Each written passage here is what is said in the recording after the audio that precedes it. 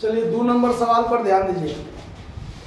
2 number सवाल में कहता है कि ए तथा बी ने साझेदारी फर्म को विघटन किया, उसका आर्थिक चिट्ठा दिया हुआ है, ठीक है।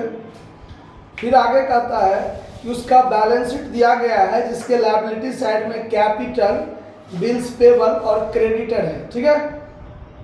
उसके बाद एसेट साइड में फिक्स एसेट्स, चालू संपत्ति नगद सहित यानी नगद 400 रुपया है वो सहित टोटल 800 है, ठीक है। और लाभ हानि 200 है। तो हम आपको बताए हैं, क्या से बताएं, देखिए यहाँ पर जब आप रियलाइजेशन अकाउंट बनाइएगा, रियलाइजेशन अकाउंट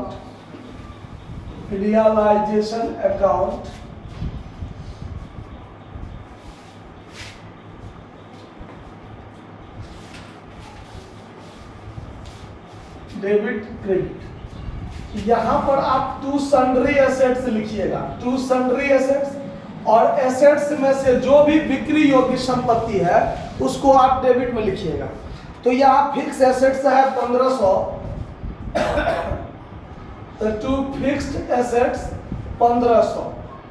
उसके बाद करंट एसेट्स लिखेंगे यहाँ, तो करंट एसेट्स में देखिए 400 रुपया कैश सहित 800 है, तो कैश को तो नहीं लिखते हैं, कैश को तो छोड़ देते हैं। तो करंट एसेट्स टोटल 800 जिसमें 400 कैश, तो 400 को माइनस कर दीजिए, बाकी कितना बचा 400। अब संयोग से दोनों सेम है लेकिन अंतर भी होगा, तो 400 मात्र कैश जो है वो आपको घटाना है, बाकी जितना बचेगा वो करंट एसेट्स आपको यहाँ लिखना है, ठीक है। समझ आया बात। चलिए अब आगे कहता है पीएल अकाउंट, तो पीएल अकाउंट को भी छोड़ देते हैं क्योंकि ये बिक्री योग्य संपत्ति नहीं ना है, ये हानि है। पीएल अकाउंट का अगर कोई शेष एसेट्स में हो तो ये लॉस होता है, हानि होता है। अब ये हानि को साझेदार अपने पूंजी खाता में बांटेगा, और पूंजी खाता में नहीं बांटा होगा इसीलिए वो बैलेंस शीट के एसेट्स में रखा हुआ है, क्योंकि ये काल्पनिक संपत्ति है।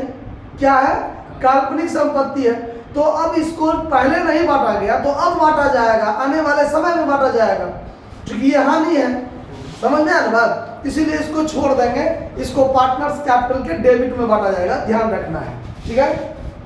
चलिए तो बस 2 ही संपत्ति हुआ, दोनों को जोड़ दीजिए 1900। फिर bye sundry liabilities, bye sundry liabilities. अब इसमें क्या होगा, तो इसमें देखिए कैपिटल है, तो कैपिटल तो इंटरनल लायबिलिटीज है, ये तो नहीं लिखाएगा क्योंकि जब पूंजी खाता बनाएंगे तो बाय बैलेंस शीट उसमें डालेंगे। यहाँ बचा बिल्स पेबल और क्रेडिटर, तो यहाँ है बिल्स पेबल है 300 से और क्रेडिटर है आपका 500 से, तो दोनों को जोड़ के 800 यहाँ लिख दीजिए। क्लियर है बात? इस बात को समझने में कोई दिक्कत? अब कहता है कुल वसूली राशि 2900 है। अब देखिए यहाँ पर आपको 2 संपत्ति है, अब दोनों संपत्ति से स्पेशल किस से कितना वसूल हुआ ये नहीं दिया हुआ है। हुंडा हुंडी एक के बाद 2900 रुपया वसूल हुआ, तो रुपया वसूल हुआ। तो सवाल में कैश है, तो यहाँ पर आप लिखिएगा बाय कैश अकाउंट, कॉस्ट में एसेट्स रियलाइज्ड, AR शॉर्टकट में लिख दिए, 2900 रुपया लिख दिया, कोई दिक्कत। उसके बाद खर्च 150 है, तो खर्चा हुआ, तो to cash account debit side में एक्सपेंस पेड हुआ 150 लिख दिया। और देखिए अब ये जो क्रेडिटर और बिल्स पेबल नाम का 2 लायबिलिटी है, इसके भुगतान के बारे में सवाल में कहीं नहीं कहा गया है। तो नहीं कहा गया था, कोई कर्जा हमको दिया था तो छोड़ देगा हमसे, पूरा पूरा लेगा कि नहीं लेगा, तो उसको पूरा पूरा पेमेंट किया जाएगा। यहाँ पर to cash account liability paid, creditor 500 और बिल्स पेबल 300, मतलब 800 रुपया क्या कर देंगे, पेमेंट कर देंगे, बात खत्म। अब कुछ नहीं रहा, जोड़ घटाव कीजिए, तो ये 29 और 8 3700 हुआ, 37 ये 27, तो ये सेट ज्यादा है, 29 और 8 मिलाकर हो गया 3700, 3700, तो यहाँ भी लिखेंगे 3700, 2000 हो गया 2000, 2800, 2850, 2850 इसमें से घटाइएगा तो 850, 28 और 8 36 और 50 50 100 यानी 850 घटा लीजिए आप लोग। तो यहाँ हो जाएगा to partners capital account profit, ये प्रॉफिट हो गया। और साझेदार कौन सब है इसमें?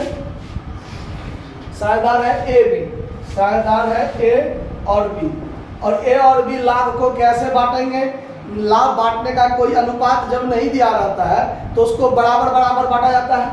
तो जब बराबर बराबर बांटेंगे तो 425 ये लेगा, 425 ये लेगा, बात खत्म, कोई दिक्कत समझने में?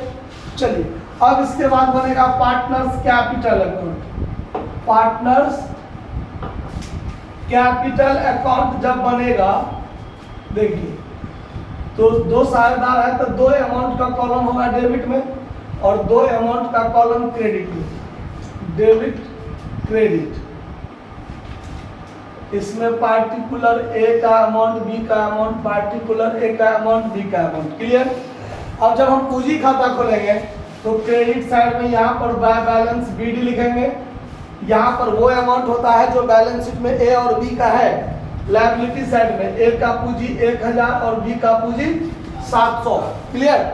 और देखिए एसेट्स साइड में PL अकाउंट है 200। एसेट साइड में PL है, इसका मतलब वो हानि का शेष है, डेबिट शेष है।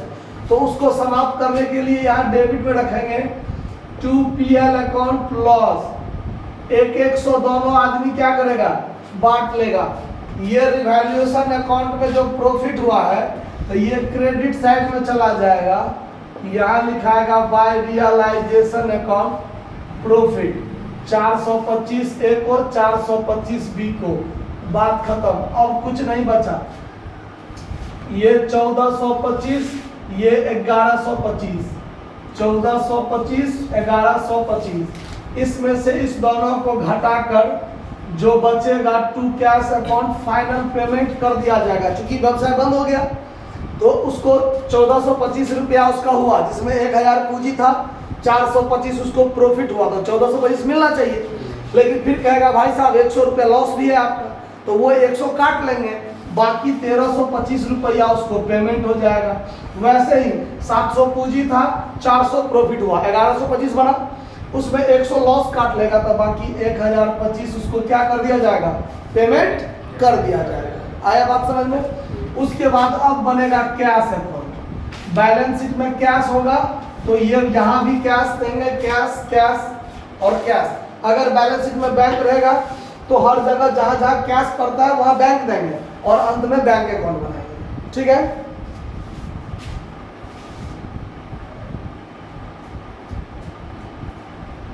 Debit credit. तो यहाँ पर हम लोग सबसे पहले डेबिट में टू बैलेंस BD, क्योंकि संपत्ति का खाता डेबिट से शुरुआत होता है, तो वो बैलेंस शीट के एसेट्स में जो चालू संपत्ति में 400 कैश था, वो 400 यहाँ टू बैलेंस BD हो जाएगा। उसके बाद यहाँ पर वसूली हुआ 2900 वसूली, तो यहाँ लिखेंगे डेबिट में टू रियलाइजेशन अकाउंट AR। देखिए अब रियलाइजेशन अकाउंट में कैश है तो कैश में रियलाइजेशन अकाउंट होगा, इसका लेजर पोस्टिंग होगा। हर लेन देन के लिए 11वीं में ही आप पढ़े थे कि हर लेन देन के जो प्रविष्टि होंगे वो 2 खाते में प्रभावित होंगे, एक डेबिट वाला में, एक क्रेडिट वाला में। तो यहाँ पर रियलाइजेशन के क्रेडिट में कैश हुआ तो कैश अकाउंट के डेबिट में रियलाइजेशन भी लिखाएगा, तब ना 2 जगह पोस्टिंग होगा। तो यहाँ रियलाइजेशन के क्रेडिट में कैश, तो कैश के डेबिट में रियलाइजेशन, नाम उल्टा और साइड उल्टा, यहाँ पर ध्यान रखना है। फिर यहाँ पर रियलाइजेशन के डेबिट में एगो कैश, 2 गो कैश, तो कैश के क्रेडिट में बाय रियलाइजेशन अकाउंट एक्सपेंस के रूप में 150 ना है, ठीक। अब फिर एक बार लिखाएगा by realization account liability paid 800, हो गया। अब ये दोनों देखिए, पार्टनर्स कैपिटल के डेबिट में कैश, तो कैश के क्रेडिट में क्या होगा? By partners capital account final payment कितना कितना था? ए को पेमेंट हुआ 1325 और बी को पेमेंट हुआ 1025, मतलब 2325 50। 2350 जोड़ दीजिए, ये 3300 और इसको भी जोड़ दीजिए तो 23 8 कितना आ जाएगा 31, 31 1 32, ये दोनों मिलाकर 33, तो 3300 कैश अकाउंट बराबर हो गया। तो और बाकी पोस्टिंग ठीक है, तो समझिए कि हम लोग सवाल पर विजय प्राप्त कर लिए। तो कहीं कोई दिक्कत नहीं हुआ समझने में, नोट कर लीजिए।